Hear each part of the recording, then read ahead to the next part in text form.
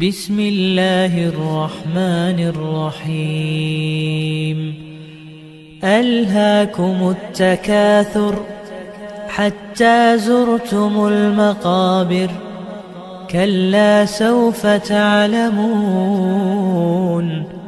ثم كلا سوف تعلمون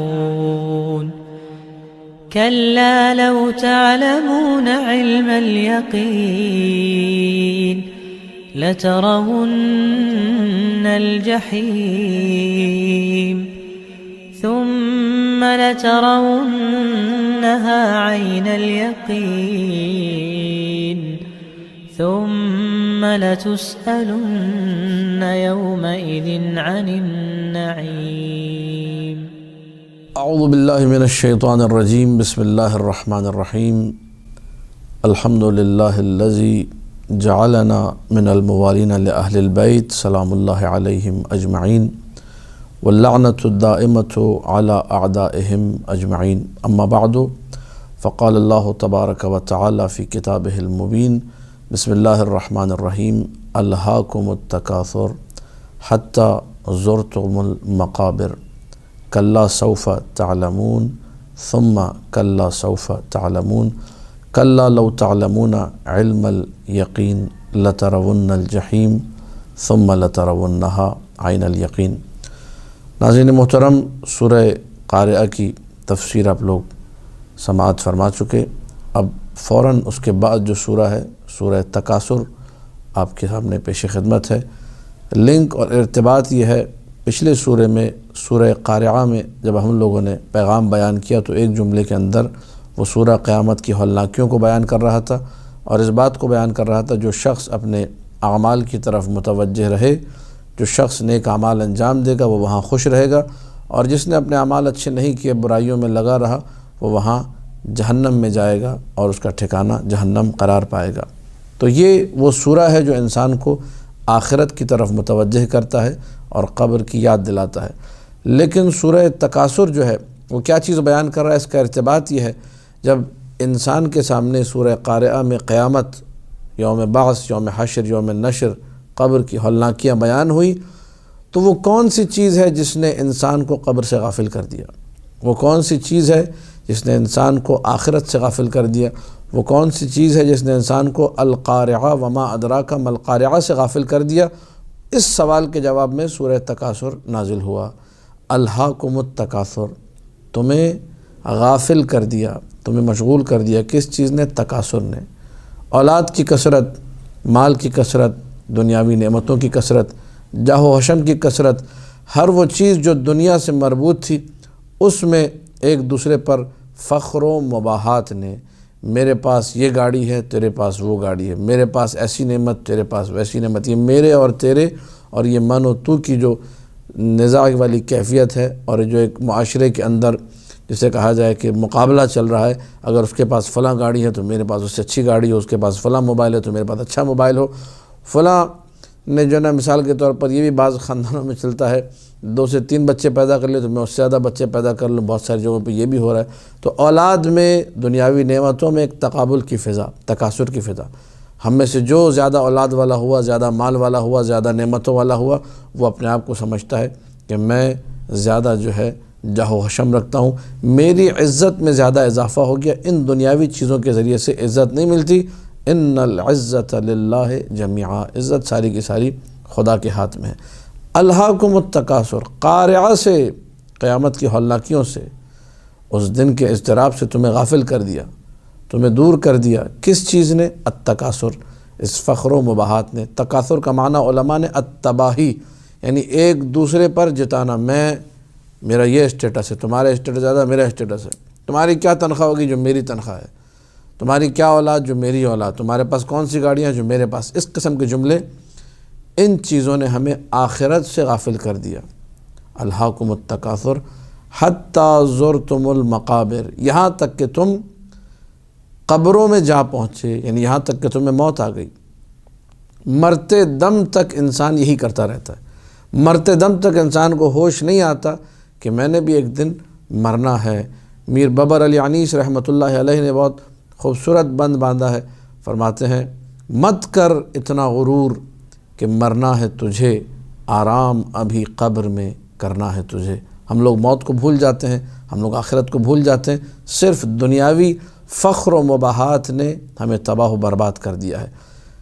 کلا لو تعلمون، یہ کلا جو ہے یہ نیور، ہرگز کے معنی میں، یعنی جو فخر و مباحات کر رہے ہو، دنیا میں جو مقابلے بازیاں کر رہے ہو، ایسا کچھ بھی نہیں ہے، ان چیزوں کی کوئی بقا نہیں ہے، ساری کی ساری فانی چیزیں ہیں۔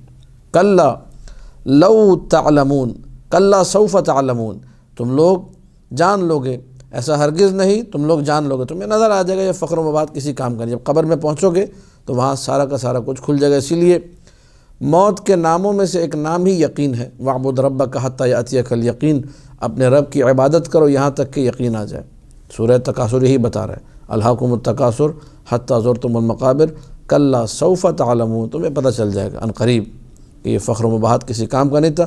ثم کلا سوف تعلمون، پھر یہ یعنی گویا اس جملے سے پروردگار کا ایک دھمکی آمیز لہجہ ہمارے سامنے، یعنی آسان زبان میں اگر میں کہوں جتنی بدماشیاں کرنی ہے کر لو، پتہ چل جائے گا تمہیں، جتنی تم نے جو ہے برائیاں کرنی ہے کر لو، جب ججمنٹ ڈے آئے گا، جب قیامت کے دن آئے گا، تب تمہیں وہاں پتہ لگے گا اور پتہ چل جائے گا کہ ہوتا کیا ہے تمہارے ساتھ۔ ڈنڈے پڑیں گے وہاں پہ، عذاب قبر ہوگا وہاں پہ، جو ہے سارے کی سارے جو ہے تمہارے غرور کو خاک میں ملا دیا جائے گا، جب تمہیں عذاب الہی کو سہنا پڑے گا۔ کلا سوف تعلمون، یہ تباہی، یہ تکاثر کسی کام کا نہیں، ہرگز ایسا نہیں کہ اس تکاثر سے کچھ مل جائے تمہیں۔ سوف تعلمون، پتہ چل جائے گا۔ ثم کلا سوف تعلمون، دوبارہ وہی جملہ، اس کے بعد فرمایا کلا لو تعلمون علم الیقین، اگر تم وہ علم الیقین جو ہے، علم الیقین یعنی بالکل آنکھوں دیکھا، جس میں پھر شک و شبہ کی کوئی گنجائش باقی نہ رہے، جہاں انسان کہے بھئی یہ جس طرح میرے سامنے ابھی 5 انگلیاں ہیں، واضح ہیں، اس میں کوئی شک و شبہ کی گنجائش نہیں، ایسے انسان کے سامنے چیز آ جائے۔ کلا لو تعلمون علم الیقین لترون الجحیم، تو تم جہنم کو دیکھ لو گے۔ سورہ یاسین کی آیت اس وقت میرے ذہن میں آ گئی، ہذہ جہنم التی کنتم بہا توعدون، یہ وہ جہنم ہے جس کا تم سے وعدہ کیا گیا تھا، یا جس جہنم سے تمہیں ڈرایا گیا تھا۔ یہ آیت جو ہے بعض علماء کے حوالے سے بھی ہے، معصومین کے حوالے سے اس سے پہلے موجود ہے کہ 70 مرتبہ اس آیت کی تلاوت کی سورہ یاسین کی اس مقام، ہذہ جہنم، یہی وہ جہنم ہے جس سے تمہیں ڈرایا گیا تھا، اور اتنا اس آیت کو پڑھا یہاں تک کہ غشی طاری ہو گئی، بے ہوش ہو گئے۔ یہ ہے وہ منزل جہاں پہ انسان کو علم الیقین ہو جاتا ہے۔ ہم لوگ چونکہ ان سوروں کو نہیں پڑھتے، سورہ مبارکہ عادیات کا آخری حصہ ہمارے ذہن میں نہیں ہے، سورہ مبارکہ قارعہ ہم لوگ نہیں دیکھتے، یہ جو سورہ آپ کے سامنے پیش کیا جا رہا ہے سورہ تکاثر، اس کی طرف متوجہ نہیں ہے۔ جب متوجہ نہیں ہے تو اس کے بعد یہ جہنم اور جہنم کا عذاب، اللہ ارحم الراحمین، اللہ کیسے ایسا عذاب کر سکتا ہے؟ اللہ مجھ پہ کیوں عذاب کرے گا؟ اللہ مجھے کیوں جہنم میں ڈالے گا؟ شیطان بھی پھر آ کے جو ہے انسان کو خراب کرنا شروع کرتا ہے، انسان کے ذہن میں وسوسے ڈالنا شروع کرتا ہے، کر لو وہاں جا کے دیکھی جائے گی جو ہوگا۔ یہ وہ چیزیں ہیں جو انسان کو آہستہ آہستہ غفلت کی طرف دھکیلنا شروع کر دیتی ہیں۔ لَتَرَوُنَّ الْجَحِيمَ یعنی دیکھ لو گے، اپنی رؤیت سے ہے، لَتَرَوُنَّ ہر آئینہ، ضرور بضرور، یقیناً تمہیں پھر جہنم دکھائی دے گی۔ میرا اور آپ کا مسئلہ یہی ہے کہ ہم لوگ اگر اس قرآن کو پڑھ لیتے صحیح سے تو ہمیں بھی وہ جہنم دکھائی دینے لگتی۔ حضرت حر نے کیا جو ہے جملہ کہا تھا، وہ جملہ بعض لوگ شاید بھلا چکے ہوں، تو ان کی یاد دہانی کے لیے جملہ کہ جب شب عاشور کسی نے حر کو کانپتے ہوئے دیکھا، کون یرتعش و یضطرب مثل الافکل، وہ آدمی جس کے اعضاء و جوارح پر رعشہ طاری ہوتا ہے، جو تھر تھر کانپ رہا ہوتا ہے، ویسے حر کانپ رہے تھے۔ کہا کہ حر تمہیں کیا ہو گیا؟ اگر ہم سے پوچھا جائے کہ پورے کوفہ میں سب سے زیادہ بہادر کون ہے تو ہم تمہارا نام لیں گے، کیا ہو گیا؟ تو حر نے کہا ارا نفسی بین الجنت والنار، میں اپنے آپ کو جہنم اور جنت کے درمیان دیکھ رہا ہوں۔ یہ ہے لترون الجحیم۔ حسین ابن علی کا جو قبیلہ ہے، جو لشکر ہے، جو قافلہ ہے، وہ جنت ہے، اور جس مقام پہ حر کھڑے تھے لشکر یزید میں، یہ جہنم ہے۔ یعنی انسان لترون الجحیم جب گناہ کی طرف قدم بڑھائے گا، اس کو جہنم نظر آ جائے گی کہ یہ تو میں جہنم کی طرف جا رہا ہوں، میں یہ برائی جو انجام دینے جا رہا ہوں، میں جہنم خرید رہا ہوں، میں آگ اپنے لیے، اپنے پیٹ میں آگ بھر رہا ہوں، اپنی نگاہوں میں آگ بھر رہا ہوں، اپنے سماعت میں آگ کو بھر رہا ہوں، میں اپنے پورے وجود کے لیے آگ خرید رہا ہوں، لیکن یہ کون کرے گا؟ یہ وہ جس کو تکاثر نے برباد نہ کیا ہو۔ جس کو تکاثر نے برباد کر دیا وہ پھر تکاثر ہی میں لگا رہتا ہے، اس کو فکر ہی نہیں ہوتی کہ آگ کیا ہے، جہنم کا عذاب کیا ہے، مکمل طور پہ وہ غافل ہو جاتا ہے۔ یہ قرآن کی آیتیں جو ہمیں پیغام دے رہی ہیں کہ خبردار، دھمکا بھی رہی ہیں ہمیں کہ اگر تم نے اپنی آنکھوں کو کھول لیا صحیح سے تو تمہیں جہنم دکھائی دینے لگے گی۔ دعا ہے خداوند متعال سے کہ ہم سب کو وہ آنکھیں عطا کرے جب برائی ہمارے سامنے آئے تو جہنم بھی ہمیں انہی آنکھوں سے دکھائی دینے لگے۔ یہ وہ منزل ہوگی کہ پھر جہاں پر انسان برائی کا پھر تصور بھی نہیں کرے گا اور برائی سے پیچھے ہٹ جائے گا۔ ثم لتسألن یومئذ عن النعیم، اور پھر ایک دن ایسا آئے گا کہ تم سے پوچھا جائے گا نعیم کے بارے میں، اور یہ سوال جو ہے ضرور ہوگا، اس سوال سے بچ کر نہیں جا سکتے۔ ہو سکتا ہے دوسرے سوال نہ ہوں لیکن یہ نعیم کے بارے میں سوال ضرور ہوگا۔ روایات بہت ہیں اور میں خلاصہ پہلے بیان کروں گا، پھر آپ کے سامنے روایتیں پڑھوں گا۔ کچھ روایتوں میں ہے کہ انسان سے سوال ہوگا، اس کو جو رزق ملا تھا، جو روٹی ملی تھی، جو چاول ملا تھا، جو گندم، جو اناج ملا تھا جو کھانے کے لیے، سوال ہوگا۔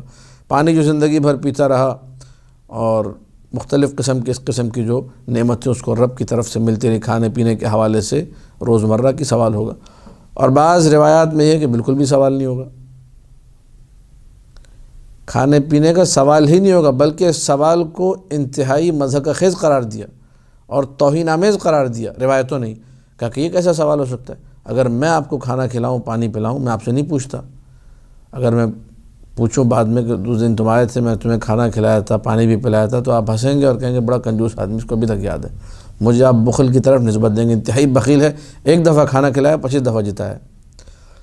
تو اتنی لمبی زندگی گزارنے کے بعد، قبر میں جانے کے بعد اللہ قبر سے نکال کے پوچھے کہ میں نے مثال کے طور پر دنیا میں تمہیں روٹی کھلائی تھی اور دنیا میں تمہیں پھل دیے تھے، تو یہ تو بڑی توہین ہے۔ یہ تو خدا کو نعوذ باللہ، جو کہ جود و سخا کا مظہر ہے، جس نے بلکہ کائنات میں جود و سخا کو تقسیم کیا ہے، جو ایسے ائمہ کا خالق ہے کہ جو جواد ہیں، ایسے ائمہ کا خالق ہے جن کی سخاوت مشہور ہے، ایسے ائمہ کا خالق ہے جو کہ رکوع میں جو ہے ایک انگوٹھی ایسی زکوٰۃ میں دیتے ہیں جو پوری سلطنت سلیمانی پر بھاری ہوتی ہے۔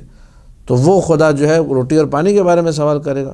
بعض اوقات امام نے غضب کا بھی اظہار کیا کہ خدا کی طرف اس چیز کی نسبت نہیں دی جا سکتی۔ اب آپ یہ پیغام بھی یہاں پہ سن لیجیے، اگرچہ اس کا اس سورے سے کوئی تعلق نہیں ہے خاص، لیکن یہ کہ ہمارے سامنے جب دو روایتیں آ گئی، یہاں پہ علماء کی اہمیت ظاہر ہوتی ہے۔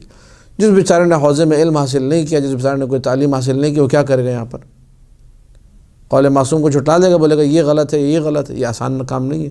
جس نے کسی ایک روایت کو ٹھکرایا اسے جواب دینا ہوگا۔ عالم جب علم حاصل کرتا ہے، جب زانو تلمس کو طے کرتا ہے مختلف علماء کے سامنے، جن کا سلسلہ جا کے مل رہا ہوتا ہے قدماء سے اور بڑے علماء سے، اور ان کا سلسلہ پھر ائمہ معصومین سے ملتا ہے، وہ اس کو یہ فہم اور یہ شعور عطا کرتے ہیں کیسے ان روایتوں کو یکجا کیا جا سکے۔ ملا محسن فیض کاشانی رحمۃ اللہ علیہ جو ہے، انہوں نے اس بات کو بڑے آسان انداز میں سورہ کے آخر میں بیان کیا کہ دو روایتیں آ گئی، ایک کہہ رہی ہے کہ سوال نہیں ہوگا اور ایک کہہ رہی ہے کہ سوال ہوگا۔ اس کو پلس کیسے کریں، اس کو جمع کیسے کریں؟ کہا کہ وہ جو روایتیں کہہ رہی ہیں سوال نہیں ہوگا، وہ جو واجبی غذا ہے جس کی وجہ سے انسان زندہ رہتا ہے، اللہ اس کا سوال نہیں کرے گا۔ لیکن جہاں انسان نے اسراف کیا، 2 روٹی کھانی تھی، 4 لے آیا، 2 بوسی ٹکڑے میں ضائع ہو گئی، اٹھا کے دے دی، پھینک دینا نعوذ باللہ کچرے میں، اس کا سوال ہوگا۔ تو رزق کا اگر سوال ہو رہا ہے تو مراد یہ ہے جب بیجا مصرف ہوگا، جہاں پہ جو انسان اسراف کرے گا، جہاں حرام کی طرف جائے گا، جہاں شیطان کے بھائیوں میں قرار پائے گا، وہاں اس سے لازمی طور پہ سوال ہوگا۔ اور اسی طریقے سے وہ لوگ جو ضرورت سے زیادہ، اسٹیٹس سے زیادہ، اسٹیٹس 3310 کا ہے لے کے نو ڈیٹ گھوم رہا ہے، تو یہاں پہ اس کو ایک تو خمس دینا واجب ہے، اپنے ضرورت سے زیادہ اس نے لے لیا ایک چیز کو، اور دوسرا ہے کہ کل کو سوال ہوگا، تمہاری حیثیت اتنی نہیں تھی، تمہارے گھر میں بیوی بچے ضروریات رکھتے تھے، ان کی پریشانیاں تھی، تم معاشرے میں بھرم مارنے کے لیے جو ہے قرضوں پر بھی نو ڈیٹ جیسا موبائل لے کے گھوم رہے تھے۔ مثلا ایک مثال ہے سمجھانے کے لیے کہ اسٹیٹس سے زیادہ جو ہے تم نے کام کیا۔ یہ چیزیں جو ہے انسان کو پھر الہاکم التکاثر جسے کہا جائے، دنیا میں تباہ و برباد کر دیتی ہیں، غفلت کا شکار کر دیتی ہیں۔ وہ نعمت جس کے بارے میں سوال ہوگا وہ کون سی نعمت ہے؟ یہ تو ہم نے کہہ دیا کہ واجبی غذا کے بارے میں سوال نہیں ہوگا، واجبی جو پانی اس کے بارے میں سوال نہیں ہوگا، جہاں اسراف ہوگا، ظاہر معصیت الہی کی ہے، وہاں سوال ہوگا۔ تو یہ آیت کیا کہہ رہی ہے؟ ثم لتسألن یومئذ عن النعیم، تم سے ضرور بضرور پوچھا جائے گا نعیم کے بارے میں۔ اب آپ لوگ جو ہے روایت سماعت فرمائیے۔ بہت ساری جو ہے روایتیں یہاں پر ذکر ہیں، لیکن ظاہر ہے وقت میں اتنی گنجائش نہیں کہ ان ساری روایتوں کو میں پڑھوں، تو ایک دو روایتیں جو ہیں جو کہ بالکل سلیکٹڈ ہیں۔ احتجاج طبرسی میں روایت موجود ہے، وہاں سے کوٹ کی ہے ملا محسن فیض کاشانی نے۔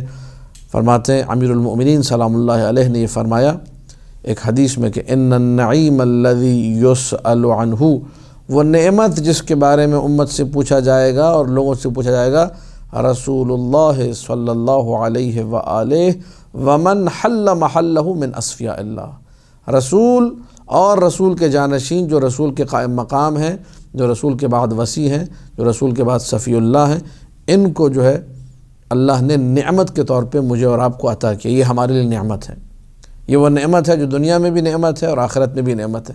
نعمت کا اگر کوئی حقیقی مصداق ہے تو وہ یہ ہستیاں ہیں، لہٰذا ان کے بارے میں سوال ہوگا کہ ہم نے تمہیں رسول جیسی نعمت دی، وما ارسلناک الا رحمۃ للعالمین، یہ رحمۃ للعالمین رسول ہے۔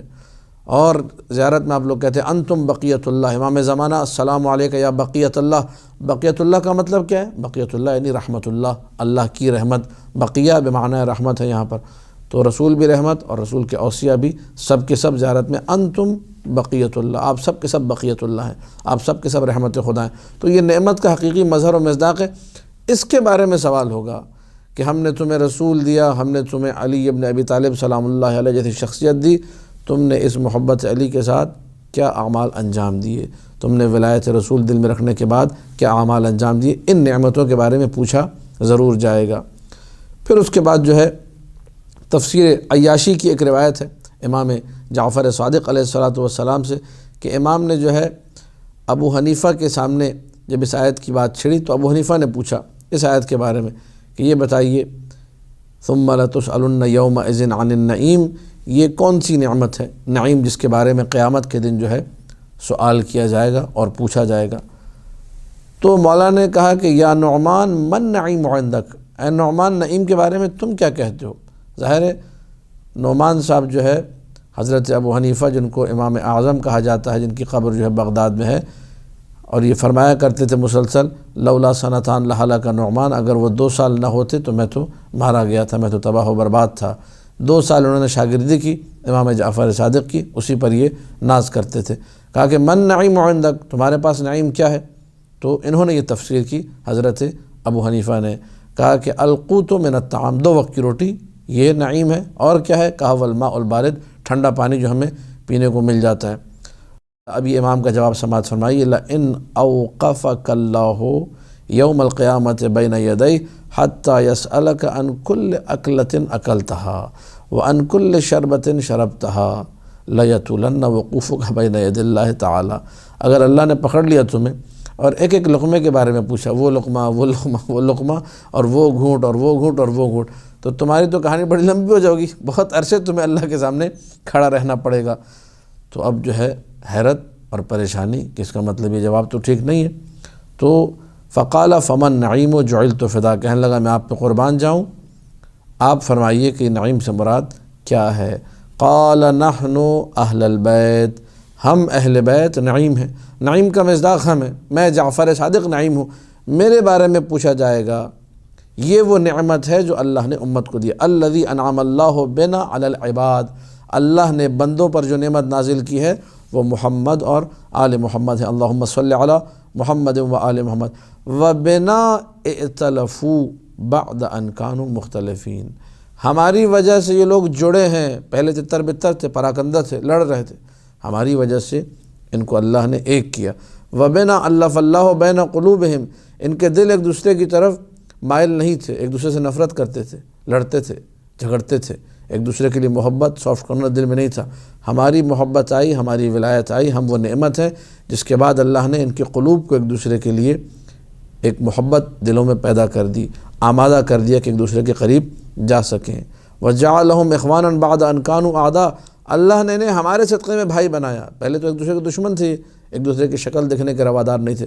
وَبِنَا هَدَاهُمُ اللَّهُ، ہم وہ نعمت ہیں جس نعمت کے صدقے میں انہیں ہدایت ملی ہے۔ اس کا مطلب ہدایت کا تصور بنا اہل بیت علیہم السلام کے ممکن نہیں ہے، اگر ہم نہیں تو ہدایت نہیں، اگر ہم نہیں تو الفت و محبت کا کوئی تصور نہیں۔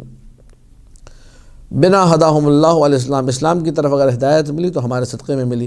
وَهُوَ النِّعْمَةُ الَّتِي لَا تَنْقَطِعُ، یہ وہ نعمت ہے جو کبھی ختم نہیں ہو سکتی، ساری نعمتیں ختم ہو جائیں گی، یہ نعمت باقیہ ہے۔ وَاللَّهُ سَائِلُهُمْ عَنْ حَقِّ النَّعِيمِ، خدا پوچھے گا، یہاں خدا سوال کرنے والا ہے، خدا سوال کرے گا اس نعمت کے بارے میں، الَّذِي أَنْعَمَ بِهِ عَلَيْهِمْ، جس نعمت کے ذریعے سے اللہ نے ان کو مشرف کیا اور وہ نعمت ان کو عطا کی۔ وہ نعمت کیا ہے؟ وَهُوَ النَّبِيُّ وَعِتْرَتُهُ، وہ نبی ہے اور عطرت نبی۔ پھر ایک اور جو ہے روایت میں ہے کہ مولا امام جعفر صادق علیہ السلام نے ابو حنیفہ ہی سے کہا، بلغنی انک تفسر النعیم فی هذه الآیہ بالطعام الطیب، مجھے خبر ملی ہے کہ تم لوگوں کے سامنے بیٹھ کے جب تفسیر کر رہے تھے، خدا ہمیں بچائے، میں بھی ابھی تفسیر کر رہا ہوں، اب یہ جملہ دیکھ کے جو ہے استغفار بھی پڑھیں اور کوئی ایسی تفسیر میں اور آپ نہ کریں، کیونکہ آج کل بعض ممبروں سے یہ کام ہو رہا ہے کہ امام کو اطلاع ملتی تو امام غضبناک ہوتا ہے، امام کو غصہ ہوتا ہے اور پکڑ کے کہتے ہیں کہ تم یہ تفسیر کر رہے تھے، شرم نہیں آتی تم کو، تم اکثر تفسیر بیان کر رہے ہو ممبر سے بیٹھ کے، تم نے نعیم کی یہ تفسیر کی ہے بالطعام الطیب، اچھا کھانا، والماء البارد، اچھا پانی، ٹھنڈا پانی، فی الیوم الصائف، گرم دن کے اندر، شدید جو گرمی کا دن ہو اس میں انسان جب ٹھنڈا پانی پیتا ہے تو اس کو پورے وجود میں ایک سکون سا محسوس ہوتا ہے۔ کہا کہ شدید گرمی کے دن میں ٹھنڈا پانی، اللہ اس کے بارے میں سوال کرے گا، پوچھے گا، یہ تفسیر تم کر رہے ہو؟ قال نعم، کہا کہ ہاں ہم نے تو یہی تفسیر کی لوگوں کے سامنے بیٹھ کر۔ قال لو دعاک رجل، اگر کوئی بندہ تمہیں بلائے، واطعمک طعاما طیبا، اور بہترین کھانا کھلائے، وسقاک ماء باردا، بہترین ٹھنڈا پانی تمہیں پلائے، ثم امتن علیک، اور اس کے بعد جتانا شروع کر دے کہ ہم نے تو آپ کو کھانا کھلایا تھا، ہم نے تو آپ کو ٹھنڈا پانی پلایا تھا، اور چاروں طرف یہ بتانا شروع کر دے کہ اس دن آئے تھے ہم نے کھانا کھلایا اور اس دن آئے تھے ہم نے پانی پلایا، الی ما کنت تنسبہ، تو تم اس کو کس چیز کی طرف نسبت دو گے؟ تو فوراً ابو حنیفہ نے کہا الی البخل، میں کہوں گا انتہائی کنجوس آدمی ہے، بخیل ہے، ایک کھانا کھلایا، 2 گھونٹ پانی پلایا اور اس کو پورے معاشرے کو بتا رہا ہے۔ قال افیبخل اللہ تعالی، کہ اللہ تعالیٰ کو بخل کی طرف نسبت دے رہے ہو؟ وہ ٹھیک ہے، تمہیں بخیل کہا جائے تمہیں برا لگے گا، اللہ جو کہ جواد ہے، جو کہ کریم ہے، جس کے اسماء حسنہ میں سے ایک نام ہی جواد ہے، ایک نام ہی سخی ہے، اس کو جو ہے تم بخل کی طرف نسبت دے رہے ہو۔ قال فما ہوا، تو آپ ہی بتا دیجئے کیا ہے؟ قال حبنا اہل البیت، ہم اہل بیت کی محبت ہے جس کے بارے میں سوال ہوگا اور پوچھا جائے گا۔ پھر اس کے بعد اسی سے ملتی جلتی اور روایتیں، جن روایات سے یہ واضح ہوتا ہے ثم لتسألن یومئذ عن النعیم، نعیم جس کے بارے میں پوچھا جائے گا قیامت کے دن، وہ محبت اہل بیت علیہم السلام ہے۔ اس نعمت کی اگر ہم نے قدر نہ کی تو ہم لوگ گرفتار بلا ہوں گے اس دن جب انسان قیامت کے دن مکمل طور پہ پریشان ہوگا۔ وہاں یہی نعمت ہے جو ہمیں بچا سکتی ہے۔ اس نعمت کے بارے میں پوچھا جائے گا، اس نعمت کے ساتھ تم نے کیا کیا۔ آخر میں ایک آپ کے سامنے روایت، تاکہ ہم لوگ اس سورے کو بھی اپنی نمازوں کا حصہ بنائیں۔ چھوٹے چھوٹے سورے ہیں، بہترین پیغامات کے حامل ہیں، اگر انسان ان سوروں کو اپنی نمازوں میں پڑھنا شروع کر دے آہستہ آہستہ اور ترتیب سے جو ہے نا ایک ایک سورے کو زندگی میں لائے، تو اس کو پتہ بھی نہیں چلے گا، وقت گزرنے کے ساتھ 25-30 سورے سے زبانی یاد ہو جائیں گے نمازوں میں پڑھنے کے ذریعے۔ لیکن ہم لوگ سورہ یاد کرتے ہیں، جب نماز میں نہیں پڑھتے تو بھلا دیتے ہیں۔ تو یہ تاکید اس لیے کر رہا ہوں کہ نماز میں پڑھنے کا پرٹیکولرلی الگ سے ثواب روایتوں نے بیان کیا ہے، جیسے ثواب الاعمال میں اور دیگر کتب میں یہ حدیث جو ہے موجود ہے امام جعفر صادق علیہ السلام سے، من قرأ سورۃ الہاکم التکاثر، جس نے اس سورہ کی تلاوت کی، سورہ الہاکم التکاثر کی تلاوت کی، فی فریضۃ، کسی واجب نماز میں، کتب اللہ لہ اجر 100 شہید، اللہ اکبر، 100 شہیدوں کا ثواب اللہ اس کے لیے لکھ دے گا۔ ایک شہید کا ثواب روایت میں یہ ہے، فوق کل ذی بر الا ان یقتل الرجل فی سبیل اللہ، ہر نیکی کے اوپر کوئی نہ کوئی نیکی کرنے والا ہے۔ آپ جتنی بھی نیکیاں کر لیں، ایک آپ کو اوپر ملے گا جس نے آپ سے بڑی نیکی کی ہوگی، مگر یہ کہ انسان شہید ہو جائے، راہ خدا میں اپنی جان کا نذرانہ پیش کر دے، اس سے اوپر پھر کوئی نیکی نہیں ہے۔ یہ ایک نیکی اتنی بھاری بھرکم نیکی ہے، ایک شخص اپنی جان کا نذرانہ پیش کر دے۔ 100 وہ بندے جنہوں نے اپنی جان کا نذرانہ پیش کیا ہوگا، ان سب کا ثواب یکجا اکٹھا کر کے پیک کر کے آپ کو جو ہے بھیج دیا جائے گا۔ کیوں؟ اس بندے نے اپنی فجر کی نماز میں سورہ الہاکم التکاثر پڑھی ہے، واجب نماز میں، ظہر کی نماز میں الہاکم التکاثر، عصر کی نماز میں الہاکم التکاثر، یہ واجب نماز میں پڑھنے کا عظیم ثواب ہے۔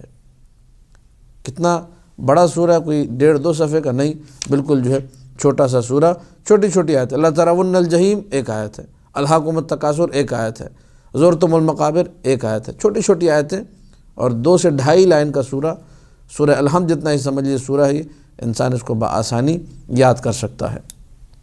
وَمَنْ قَرَأَهَا فِي نَافِلَةٍ نماز شب انسان پڑھ رہا ہے، ٹھیک ہے، نماز شب انسان وہ سورہ نماز فجر کی طرح اس میں جو ہے سورہ قل هو اللہ پڑھے، الحمد کے بعد کوئی حرج نہیں ہے، لیکن اس میں یہ بھی پڑھ سکتا ہے أَلْهَاكُمُ التَّكَاثُرُ۔ اگر نماز شب کی جو 2 رکعت کی نمازیں، ایک رکعت میں آپ نے أَلْهَاكُمُ التَّكَاثُرُ پڑھ لیا، کتنا ثواب ہے؟ وَمَنْ قَرَأَهَا فِي نَافِلَةٍ كُتِبَ لَهُ أَجْرُ 50 شہیداً 50 شہیدوں کا ثواب مستحب نماز میں پڑھنے کے بدلے ملے گا۔ وَصَلَّى مَعَهُ فِي فَرِيضَةٍ 40 صَفًّا مِنَ الْمَلَائِكَةِ اگر واجب نماز میں اس نے سورہ أَلْهَاكُمُ التَّكَاثُرُ کو پڑھا 40 صفیں، اب یہ صفوں کی حد کیا ہے وہ نہیں معلوم، 40 صفیں ملائکہ کی اس کے ساتھ نماز پڑھتی ہیں، اس کے ساتھ نماز ادا کرتی ہیں۔ یہ کوئی چھوٹا ثواب نہیں ہے، بہت ہی بڑا ثواب ہے۔ لیکن ایک مختصر سا سورہ، جس سورہ کے الفاظ میں آپ کے سامنے تلاوت کر کے آج کے اس پیغام کو مکمل کروں گا۔ بسم اللہ الرحمن الرحیم۔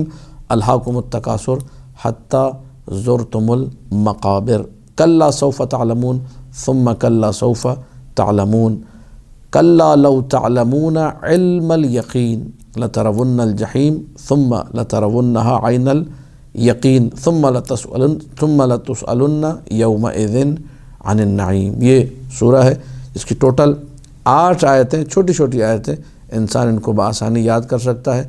اپنی نمازوں میں پڑھیے، واجب نمازوں میں، مستحب نمازوں میں، اور کوشش کریں میں اور آپ اس سورہ کا جو پیغام ہے اس کو اپنی زندگی میں لے کر آئیں۔ پیغام یہ ہے، خدا را فخر و مباحات نہ کرو۔ یہ فخر و مباحات جب تم قبر میں جاؤ گے، تمہاری آنکھیں کھلیں گی تو تمہارے سامنے حقیقتیں عیاں ہو جائیں گی۔ کلا سوف تعلمون، کلا سوف تعلمون کا مطلب کیا ہے؟ یعنی فخر و مباحات کی ویلیو نہیں ہے، یہ تمہیں پتہ چل جائے گا، قبر میں جاؤ گے تمہاری آنکھیں کھل جائیں گی، وہاں جا کے تمہیں پتہ چلے گا۔ اور ایک جملے کو ریپیٹڈلی بیان کیا گیا، کلا سوف تعلمون ثم کلا سوف تعلمون، پھر اس کے بعد کلا لو تعلمون علم الیقین لترون الجحیم ثم لترونها عین الیقین۔ ایک ہی جملہ مختلف انداز سے بیان ہو رہا ہے۔ اس کا مقصد یہ ہے کہ ایک چیز پر ایمفیسائز جسے آپ کہتے ہیں، تاکید جسے آپ کہتے ہیں، بار بار ایک ہی چیز کو بیان کیا جا رہا ہے کہ دیکھو وقت ہے، ابھی بھی اپنے آپ کو سدھار لو، اپنی غفلتوں کو دور کر لو۔ تم سے سوال ہوگا کس چیز کے بارے میں؟ نعیم کی تفسیر بیان کی، محبت اہل بیت، موالات اہل بیت، آل محمد کی دوستی کے بارے میں سوال ہوگا۔ اللہ نے تمہیں اتنی عظیم نعمت عطا کی، شیعہ علی ابن ابی طالب تو دنیا میں لگے رہے، قدر نہیں کی اس محبت کی۔ اللہ نے تمہیں اتنی بڑی قوت دی تھی کہ اس سے تم اپنی آخرت بآسانی بنا سکتے تھے، نیک اعمال انجام دے کے۔ تم نے اتنی بڑی نعمت کے ہوتے ہوئے دنیا میں لگ کر، علی کی محبت اگر آ جائے اس کے بعد انسان کو دنیا میں نہیں لگنا چاہیے، کیونکہ علی وہ امام ہے جس نے بار بار دنیا کی مذمت کی ہے۔ واللہ ان دنیاکم ہذہ اہون عندی من عراق خنزیر فی ید مجزوم، خدا کی قسم تمہاری یہ دنیا میری نگاہ میں پست ہے، کس سے؟ سور کے پسینے سے، خنزیر کے پسینے سے، جو کسی جزام کے مریض، مجزوم، جو کوڑھ کا مریض ہے، اس کے ہاتھ میں اگر سور کا پسینہ ہو، جو کوڑھ کا مریض اس کے پاس لوگ ویسے ہی نہیں جاتے، کیونکہ مرض ایسا ہے جو منتقل ہوتا ہے، دور بھاگتے ہیں۔ اس میں اگر سور کا پسینہ ہو تو لوگ اور دور بھاگیں گے، کوئی قریب بھی نہیں پھٹکے گا۔ کہا کہ دنیا سے اتنا دور بھاگو، بالکل قریب جانے کی ضرورت نہیں ہے۔ الدنیا تضر، الدنیا تغر، الدنیا تمر، دنیا نقصان دیتی ہے، دھوکہ دیتی ہے، فریب کرتی ہے اور گزر جاتی ہے۔ یہ دنیا کی حقیقت جو بار بار امیر کائنات نے بیان کی، لیکن اسی دنیا میں شیعہ علی ہوتے ہوئے انسان تکاثر میں لگ جائے، فخر و مباحات میں لگ جائے، یہ اس کے لیے اچھی بات نہیں۔ دعا خداوند متعال سے ہم سب کو اپنے اعمال کی طرف متوجہ رہنے کی توفیق عطا کرے، ان سوروں کو پڑھ کے آخرت کو اپنے دل میں زندہ کرنے کی توفیق عطا کرے۔ والسلام علیکم ورحمۃ اللہ وبرکاتہ۔